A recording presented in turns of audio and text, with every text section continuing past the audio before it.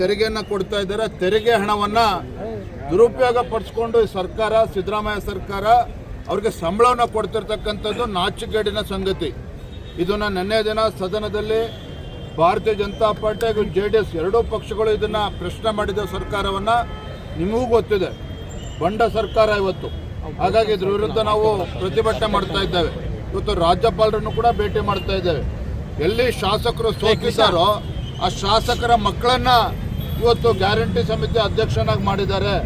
ಇವತ್ತು ಅಧಿಕಾರಿಗಳ ಸಭೆ ಕರೀತಾ ಇದ್ದಾರೆ. ಅಂದರೆ ಒಟ್ಟಾರೆಯಾಗಿ ಈ ಸಂವಿಧಾನ ವಿರೋಧಿ ನಡೆ ಏನಿದೆ, ಇವತ್ತು ಹೈಕೋರ್ಟ್ನಲ್ಲೂ ಕೂಡ ಪ್ರಶ್ನೆ ಮಾಡಿದ್ದೇವೆ, ರಾಜ್ಯ ಉಚ್ಚ ನ್ಯಾಯಾಲಯಲ್ಲೂ ಕೂಡ ಇದೆ, ಇದು ಚರ್ಚೆ ಬರ್ತಾ ಇದೆ. ಆದರೂ ಕೂಡ ಈ ಸರ್ಕಾರದ ನಡೆಯ ವಿರುದ್ಧ ನಾವು ಪ್ರತಿಭಟನೆ ಮಾಡಿ ಇವತ್ತು ರಾಜ್ಯಪಾಲರನ್ನು ಕೂಡ ಭೇಟಿ ಮಾಡಿ ನಾವು ಮೆಮೊರಂಡಮ್ ಕೂಡ ಕೊಡ್ತೇವೆ. ಬಿಜೆಪಿ ಅವರು ಏನೇ ಬೇಕಾದ್ರೂ ಮಾಡಿ ನಾವು ಕೊಡ್ತೀವಿ. ಕಾರ್ಯಕರ್ತರು ಪಕ್ಷಕ್ಕೆ ದುಡಿದಿದ್ದಾರೆ. ನಾಚಿಕೆ ಆಗಬೇಕಾಗಿತ್ತು. ಯಾವ ಪುಣ್ಯಾತ್ಮ ಹೇಳಿದನೋ ಆ ಪುಣ್ಯಾತ್ಮಗೆ ನಾಚಿಕೆ ಆಗಬೇಕಾಗಿತ್ತು. ನಿಮಗೆ ತಾಕತ್ತಿದ್ರೆ, ನಿಮಗೆ ಗೌರವ ಇದ್ದರೆ ಇವತ್ತು ರಾಜ್ಯದಲ್ಲಿ ನೋಡಿ ಅಂಗನವಾಡಿ ಕಾರ್ಯಕರ್ತರು ಇವತ್ತು ಧರಣಿ ಮಾಡಿ ಹೋಗಿದ್ದಾರೆ 4-5 ದಿನಗಳ ಕಾಲ. ಇವತ್ತು ದಾದಿಯವರು ಇವತ್ತು ಪ್ರೊಟೆಸ್ಟ್ ಮಾಡಿದ್ದಾರೆ. ಒಂದು 4-5 ದಿನಗಳ ಕಾಲ ಬೆಂಗಳೂರಿನಲ್ಲಿದ್ದು ನರ್ಸಸ್ಗಳು, ಆಶಾ ಕಾರ್ಯಕರ್ತರು. ಯಾವ ಆಶಾ ಕಾರ್ಯಕರ್ತರು ಹಳ್ಳಿಯಲ್ಲೂ ಕೂಡ ಕೋವಿಡ್ ಸಂದರ್ಭದಲ್ಲಿ ಸೇವೆಯನ್ನು ಮಾಡಿದ್ದಾರೆ. ತಮ್ಮ ಪ್ರಾಣವನ್ನು ಕೂಡ ಲೆಕ್ಕಿಸದ ಸೇವೆ ಮಾಡಿದ್ದಾರೆ. ಅವರ ಗೌರವ ಧನವನ್ನು ಕೂಡ ಜಾಸ್ತಿ ಮಾಡೋದಕ್ಕೆ ಮೀನಾಮೇಷ ಸರ್ಕಾರ ನೋಡ್ತಾ ಇದೆ. ಇವತ್ತು ಅತಿಥಿ ಉಪನ್ಯಾಸಕರು ಬೆಂಗಳೂರಿನಲ್ಲಿ 2-3 ದಿನಗಳ ಕಾಲ ಇವತ್ತು ಸತ್ಯಾಗ್ರಹ ಮಾಡೋಗಿದ್ದಾರೆ. ಅವರ ಅಹವಾಲುಗಳನ್ನು ಕೇಳಿಸ್ಕೊಳ್ತಕ್ಕಂಥ ಸೌಜನ್ಯ ಸರ್ಕಾರಕ್ಕಿಲ್ಲ. ಅವರ ಗೌರವಧನವನ್ನು ಕೂಡ ಜಾಸ್ತಿ ಮಾಡೋದಕ್ಕೆ ಈ ಸರ್ಕಾರ ಇವತ್ತು ಮೀನಾಮೇಷ ನೋಡ್ತಾ ಇದೆ. ಮತ್ತೊಂದು ಕಡೆ ಇವತ್ತು ಎಲ್ಲ ದುಬಾರಿ ಬೆಲೆ ಏರಿಸ್ತಾ ಇರ್ತಕ್ಕಂಥದ್ದು ಪ್ರೈಸ್ ಹೈಕ್. ಮತ್ತೊಂದು ಕಡೆ ಇವ್ರಿಗೆ ಸರ್ಕಾರಿ ನೌಕರಿಗೆ ಸಂಬಳ ಕೊಡೋದಕ್ಕಾಗ್ತಾ ಇಲ್ಲ. ಬೇರೆ ಬೇರೆ ಇಲಾಖೆಗಳು ವಿದ್ಯುತ್ ಬಿಲ್ ಕಟ್ಟೋದಕ್ಕೆ ಸಾಧ್ಯ ಆಗ್ತಾಯಿಲ್ಲ, ಹಣ ಇಲ್ಲ ಅಂತೇಳಿ.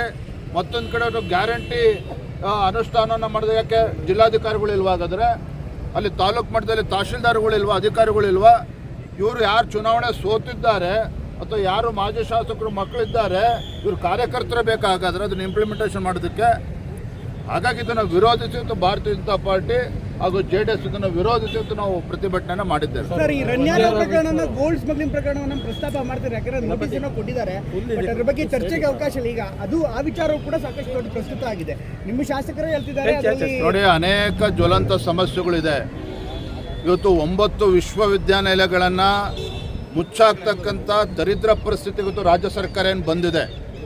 9 ವಿಶ್ವವಿದ್ಯಾಲಯಗಳಲ್ಲಿ ಬಡವರು ಇವತ್ತು ಶಿಕ್ಷಣವನ್ನು ಪಡೆದು ಉನ್ನತ ಶಿಕ್ಷಣವನ್ನು ಪಡಿತಕ್ಕಂಥ ಕೆಲಸಕ್ಕೂ ಕೂಡ ಕತ್ತರಿ ಆಗ್ತಕ್ಕಂಥ ಕೆಲಸ. ಯಾವ ಕಾರಣಕ್ಕೆ?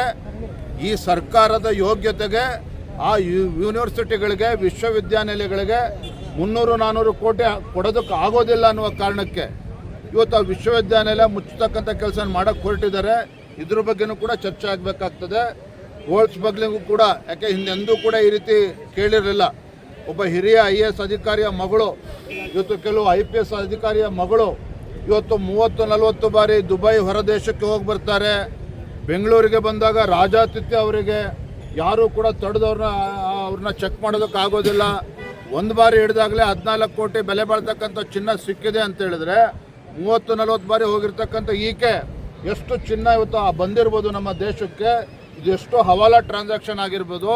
ಇದರಿಂದ ಯಾವ್ಯಾವ ಘಟಾನುಘಟಿಗಳ ಕೈವಾಡ ಇದೆ, ಕೆಲವರು ಸಚಿವರ ಕೈವಾಡ ಇದೆ ಅಂತೇಳಿ ಕೇಳಿ ಬರ್ತಾ ಇದೆ. ಹಾಗಾಗಿ ಸಮಗ್ರ ತನಿಖೆ ಆಗಬೇಕು ಅಂತೇಳಿ CBI ತನಿಖೆ ನಡೆಸ್ತಾ ಇದೆ. ಆದರೆ ಸದನದಲ್ಲಿ ಚರ್ಚೆನೂ ಕೂಡ ಆಗಬೇಕಿದೆ. ಸರ್, ನೀವು ಒಗ್ಗಟ್ಟಾಗಿ ಹೋರಾಟ ಮಾಡ್ತಿದ್ದೀರಿ ಈ ವಿಚಾರದಲ್ಲಿ. ಬಿಜೆಪಿ ಗ್ಯಾರಂಟಿ ಇರ್ಬೋದು, ಸ್ಮಗ್ಲಿಂಗ್ ವಿಚಾರ ಇರ್ಬೋದು, ಬಟ್ ನಿಮ್ಮದೇ ಶಾಸಕರಂತ ST ಸೋಮಶೇಖರ್ ಅವರು ಬಿಜೆಪಿ ಮಂತ್ರಿಗಳ ಕೈವಾಡನೇ ಇರ್ಬೋದು, ಇದರಲ್ಲಿ ಬಿಜೆಪಿ ಬಾಯಿಗೆ ಬಂದಂಗೆ ಮಾತಾಡ್ತಿದೆ ಅನ್ನುವಂಥ ಆರೋಪವನ್ನು ನಿಮ್ಮ ಮೇಲೆ ಮಾಡ್ತಾರೆ. ST ಸೋಮಶೇಖರ್ ಅವರು ಯಾಕೆ ಹೇಳಿಕೆಗಳನ್ನ ಕೊಡ್ತಾ ಇದ್ದಾರೆ? ಸರ್ಕಾರದ ಪರವಾಗಿ ನಿಂತಿದ್ದಾರೆ, ನಿಮಗೆ ಗೊತ್ತಿದೆ. ಇದಕ್ಕೆ ನಾವು ಭಾರತೀಯ ಜನತಾ ಪಾರ್ಟಿ ನಾವು ರಾಜ್ಯ ಮಟ್ಟದಲ್ಲಿ ತೀರ್ಮಾನವನ್ನು ತೆಗೆದುಕೊಂಡು ಕೇಂದ್ರದ ವರಿಷ್ಠರಿಗೆ ಕಳಿಸ್ಕೊಟ್ಟಿದ್ದೇವೆ. ಇದು ಎಲ್ಲದಕ್ಕೂ ಕೂಡ ನಾವು ಕೂಡ ಉತ್ತರ ಕಾಯ್ತಾ ಇದ್ದೇವೆ. ಒಂದು ಕಡೆ ಆಯಿತು. ಆದರೆ ಇವತ್ತು ಪ್ರಶ್ನೆ ಇರ್ತಕ್ಕಂಥದ್ದು, ಇವತ್ತು ಒಂದು ಕಡೆ ಪ್ರೈಸ್ ಹೈಕು, ಮತ್ತೊಂದು ಕಡೆ ಇವತ್ತು ರಾಜ್ಯದ ಮೂಲೆಗಳಿಗೆ ಬಂದು ಇವತ್ತು ಅಂಗನವಾಡಿ ಕಾರ್ಯಕರ್ತರು, ಇವತ್ತು ಆಶಾ ಕಾರ್ಯಕರ್ತರು, ಅತಿಥಿ ಉಪನ್ಯಾಸಕರು ಅವರ ಬೇಡಿಕೆಗಳನ್ನು ಈಡೇರಿಸದ ಯೋಗ್ಯತೆ ಸರ್ಕಾರಕ್ಕಿಲ್ಲ. ಮತ್ತೊಂದು ಕಡೆ ಗೋಲ್ಡ್ ಸ್ಮಗ್ಲಿಂಗ್ ಇಶ್ಯೂ, ಮತ್ತೊಂದು ಕಡೆ ಇವತ್ತು ವಿಶ್ವವಿದ್ಯಾಲಯಗಳು ಮುಚ್ಚುತ್ತಾ ಇರ್ತಕ್ಕಂಥದ್ದು ಎಲ್ಲದ್ರ ಬಗ್ಗೆ ನಾವು ಸದನದಲ್ಲಿ ಚರ್ಚೆ ಮಾಡ್ತೀವಿ. ಗೋಲ್ಡ್ ಸ್ಮಗ್ಲಿಂಗ್ ಅಲ್ಲಿ ಸೆಂಟ್ರಲ್ ಗೌರ್ಮೆಂಟ್ ಅವರಿಗೆ ಏರ್ಪೋರ್ಟ್ ಅಥಾರಿಟಿ ಅವ್ರ ಕೈಲಿ ಇರುತ್ತೆ, ಅವ್ರೇನು ಮಲಗಿದ್ರ ಅಂತ ಕಾಂಗ್ರೆಸ್ ನಾಯಕರು ಒಂದು ಆರೋಪ. ಅಲ್ಲೇ ಲೂಪ್ ಹೋಲ್ಸ್ ಇರೋದು. ಅಲ್ಲಿ ಯಾರು ಮಲಗಿದ್ರು ಅನ್ನೋದಕ್ಕೆ ಬೇಡ ಬಿಡಿ, ಅವೆಲ್ಲ ಚರ್ಚೆ ಅವೆಲ್ಲ ಸಾಕಷ್ಟಿದೆ.